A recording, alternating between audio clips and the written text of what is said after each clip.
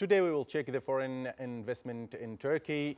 There are a lot of foreign companies being opened in Istanbul. However, there are a lot of mistakes and misconceptions about opening companies in Istanbul.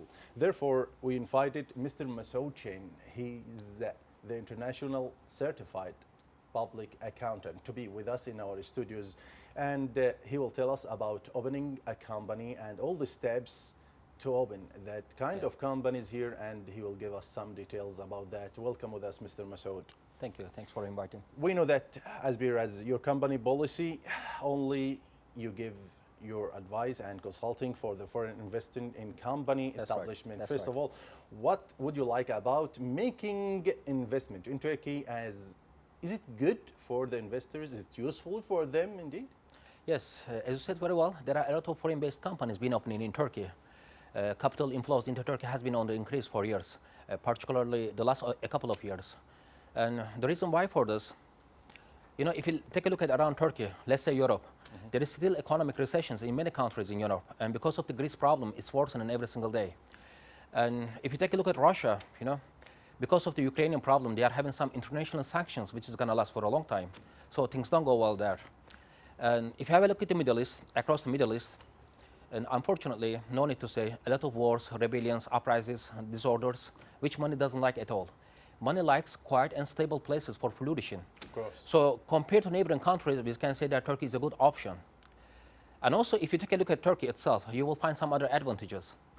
Well, first, Turkey follows visa exemption policy with many countries. I think between Turkey and almost 100 countries, there is visa exemptions, so which is making it easy to come to Turkey. So when those people come to Turkey, they can apply for residence permissions easily, which is making it easy to stay in Turkey. So we can say that Turkey welcomes people from different countries, from different cultures, from different backgrounds. And also there is huge simplification in opening company for foreigners. And we can also say that Turkish economy is on the right track for years. So when you take all of this into account, we can say that Turkey is a good and safe destination, also investment-friendly country for foreigners. That's why there are a lot of companies being opening in Turkey, particularly in Istanbul. Okay, is it easy? Is it really easy to open a company in Istanbul for the foreigners? It is.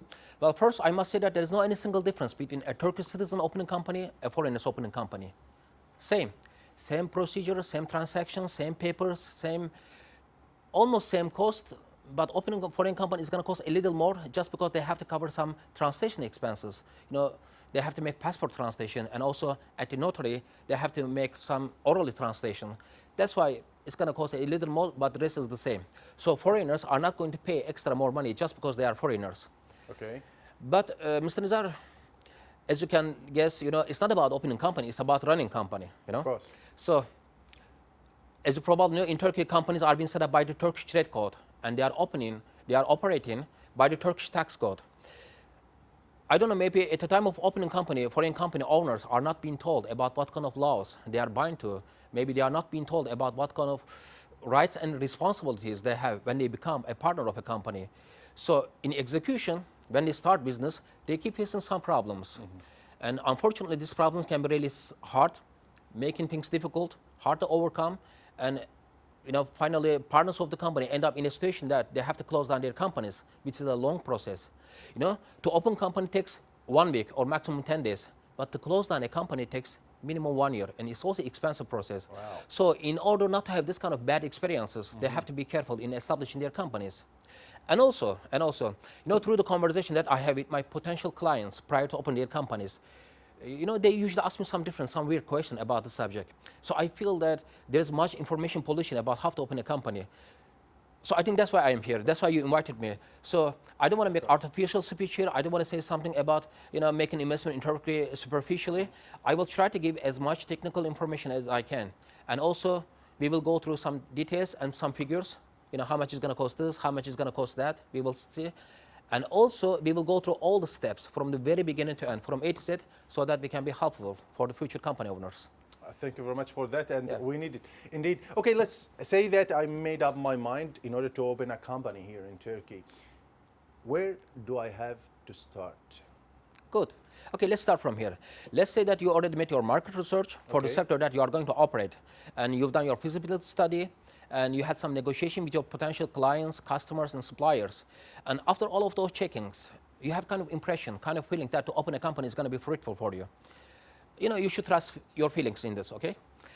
And then you make up your mind to open your company. Before coming to Turkey, you get some money on your bank account, and you get some money in your pocket, and you come to Turkey, to Istanbul, to open your company. Now you are ready.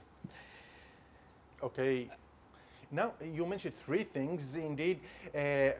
Let's say just like that. I'm got my personal tax number, this is first. And secondly, I made my passport translation, and this is the second thing that you noticed.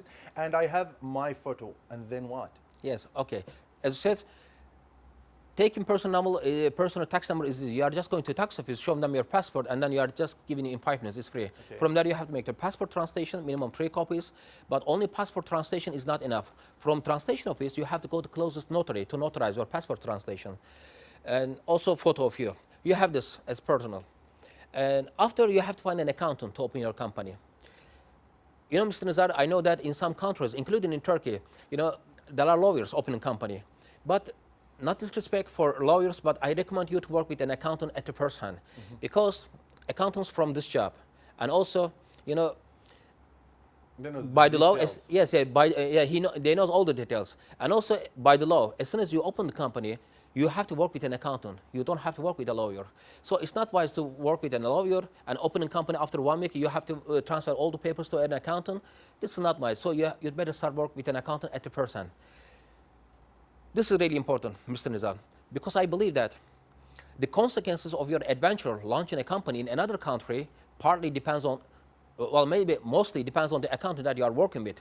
Because imagine, you are going into a country where you don't speak its language. You don't speak the language. You don't know the law. You don't know the system. You don't know the clients. You don't know the market habits. You don't know the trends. You don't know terms of delivery, terms of payment. Everything's kind of hazy. So in this kind of hazy situation, you need somebody who's going to back you up, who's going to stand by you, who's going to be kind of lighthouse showing you the way, So that job perfectly suits for an accountant. You know what? When I speak about the importance of an accountant to a company, that reminds me of a good expression in soccer. Mm-hmm. You know the soccer? Mm-hmm. In Turkish, we say football, yes. And they say a good goalkeeper is worth half of the team. It means like if you have a good goalkeeper, your team is not going to get beaten easily. And I believe that the same thing goes for the accountant. If your company has a good accountant, your company is not going to lose money easily. Because this guy, your accountant, is going to protect you and your rights at the time of establishing your company. Even if you don't open a company, you want to be a partner of a Turkish company, this guy is going to be there to protect you and your rights. And when you start business, probably you will have purchase agreement with your suppliers. You will have sales agreement with your clients. And this guy is going to draw up this agreement, or he will check the agreement, because this agreement is going to be probably Turkish. And he will check the agreements to protect you and your rights and your company rights. And also, in case something goes wrong with the governmental agencies like tax office, chamber of trade, social security agency, this guy is going to be there to protect you and your rights and your company rights. So let's say you find an accountant, okay? Okay. Hopefully, good fun. Luckily, being able to speak the language that you are speaking so that you can have better communication. And then with your company accountant, you have to make your company articles of association. Technically, it is called articles of association. But in public, people say company master agreement. Company master agreement is a paper which contains some main certain information about your company, such as name of the company, partners of the company, manager of the company, address of the company, capital, how much money you are going to deposit, also working fields, in which sectors your company will be operating. All those legal information must be on this paper. And I think we should go through with this paper because these are also the steps to open company. In each step, there is something that I'd like to clarify. Okay, let's start one by one. First of all, by the name. Yes. Why is it important? It is. Well, first, you are free in naming your company, okay? It doesn't have to be a Turkish word. It can be a foreign word also. Let's say, an example, Mr. Nizal. Let's say you are coming from Egypt, right? And let's say you already have a company in Egypt. Let's say your company name is ABC. So here you can open a company with the same name, ABC company. And even you can use the same logo that you are using in Egypt. Yes, in this case, your company is going to look like an international company. You will give this impression to your potential clients and suppliers, And also this is a bit more detailed information, but in Turkey, a company name consists of 3 parts, okay? The first part, we mentioned about core name. Like we said ABC, right? Your company name is going to be ABC. In the second part, you have to mention minimum of one of the sectors that your company will be operating. This can be like trade, like export-import, tourism, real estate, contracting, counseling, any of them. And in the last part, you have to mention about type of the company, either limited company or joint stock company. Your company is going to be probably limited company because it's easy to open and it's easy to run. So in this case, your company name is going to be ABC, let's say Tourism and Trade Limited Company. 3 of them is going to compose your company name. And by the way, the critical point in this subject, when you decide about name of the company, let your accountant know about this name, because he has to check on the website of Istanbul Chamber of Commerce. As you can guess, if there is another company having the same name, you cannot use this name. And also, you can change your company name anytime you want. After 1 year, 2 years, 3 years, This you can is very change. Yes, important. yes, yes. What about the partners, Mr. Mesut? Yes, partners. This is really good and important for foreigners. A foreigner can come to Turkey and he can open a company and he can possess 100% of the company. Okay, so he doesn't need any Turkish partner. Even he can become the manager of the company. He doesn't need any Turkish manager. Interesting. Yes, it is. When I have meetings with my potential clients prior to open their company, they usually ask me if they can make their wives, their husbands, their daughters, their sons a partner of the company. Yes, why not? So long as they are over 18 years old, because the company that you are going to open is by the Turkish trade code. And by the Turkish trade code, the people, partners of the company, must be over 18 years old, okay? So long as they are over 18 years old, they can become partner of the company. Even, Mr. Nizar, at the time of establishing your company, they don't have to be here in Turkey, in Istanbul. Let's give an example. You want to open a company, Mr. Nizar, and you want to have 50% of the company, and the rest 50% you think for your wife. But your wife is in Egypt. So she doesn't have to come here, okay? She can just go to Turkish consulate in Egypt, and she can make proxy letter for the accountant. And your accountant is going to make her partner of the company. This is really That's good. so. It's very important indeed. Yes, one critical point. This is really important. And again, I want to give you an example, because the example really perfectly clears everything. Please. Imagine, Mr. Nizar, you and I are opening a company, okay? And let's say you have 99% of the company, but I have just 1% of the company. It means like you are dominating the company and you have the absolute majority, okay? Okay. But still, this doesn't give you the right to kick me out of the company. If I don't want to leave the company, I will stay in the company. So that's why there is law to protect me and my share, my 1% share, okay? So that's why I always say my potential clients, if I see more than 1% ahead of me, I always say, ask them if they are good friends, if they get along well. In case something goes wrong in the future among the partners, they are having really bad situations. So they have to think twice before they decide on their partners. And this is a very important thing. Yes. Thank you very much for sharing. This is about the partners. What about the managers here? Yes, this is also very important. Managers of the company. So then again, example, let's say 3 partners, okay, open a company. By the law, minimum one of them must represent the company limitlessly and solely. I mean individually. Yeah. And if they want, the second partner also can be manager, and also the third partner, all of them can be manager. There's no limitation. But each signature authority costs you, let's say, 600 Turkish lira or something, okay? Even they can say that 3 partners and 3 managers are not enough, so let's employ another manager from outside who's not a partner in the company. So also they can appoint another manager. There is no limitation. But here, very critical point. By the law, a manager of the company must be either a Turkish citizen, Turkish guy. If he's foreigner, he should have a residence permission. In Turkish, we say ikamet tezkeresi. But when you apply for ikamet tezkeresi, it takes like 2 or 3 months to get this paper, because there are a lot of people on the line, so it takes time. But at the time of opening your company, you have to fill out an application form on the internet. Okay. This paper is okay. This paper is going to make the potential partner of the company manager of the company. This is okay. Don't forget, either a Turkish guy, or if he's foreigner, he should have residence permission. This is important. And this is very great. But let me ask you something as an international certified accountant, Mr. Mesut. What about the address? How can I mention the address? Yes, address is really important. Address, actually, it depends on the sector that you are going to operate. Mr. Nizar, let's say you are going to operate in tourism sector, okay? Sultanahmet Square, Taksim Square, Kadıköy, Bakırköy, these are good touristic destinations. It's good. Let's say you are going to make some production company, okay? So industrial areas or free zones place is going to be very good for you, very convenient. Let's say you are going to open a restaurant. Business area is going to be very okay. And even we can say that you are going to open an education institution or something. And residence place is going to be very important for you, very convenient for you. And they usually ask me a question about, because when you open the company, you need an address, you need an office. And my clients usually ask me how much it's going to cost to rent an office. You know, there are some international parameters, you know, for the rent. First, location.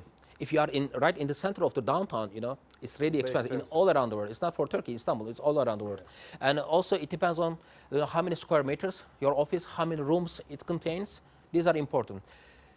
But now that we promised that we will give some figures, let's say minimum 1,000 Turkish lira or something to rent an office, which comes like $300 or something, maybe $400 by the current rate. But here, critical point, do not forget, when you calculate your budget, okay, every month you have to cover some expenses. When you calculate your rent, do not forget rent charge or rent tax, which is like 20%. So let's give an example. You rent an office and your rent is 1,000 Turkish lira. So 20% of this, 200 lira. Every month to tax office, you have to pay 200 lira. Yeah, if you are renting this place from a company, this case company is going to charge you 18%, not 20%, 18% you have to pay. But 18%, 20% is almost the same, okay? But do not forget, not consider only rent charge, rent itself, there is also rent fee, which is like 20%. This is important. Okay, let me ask you about the limitation. Is there any limitations for the capital for the new company, for the foreigners? Of course, for limited company, minimum 10,000 Turkish lira, it must be, 10,000 Turkish lira. For joint stock company, 50,000. But I usually speak about limited companies because it's preferable by the foreigners. And if they already opened the company with this like 10,000 Turkish lira, they can increase this anytime they want. But I usually recommend my clients to open their company with 100,000 Turkish lira because in case they want to apply for working permission, one of the conditions that their company must have is 100,000 Turkish lira.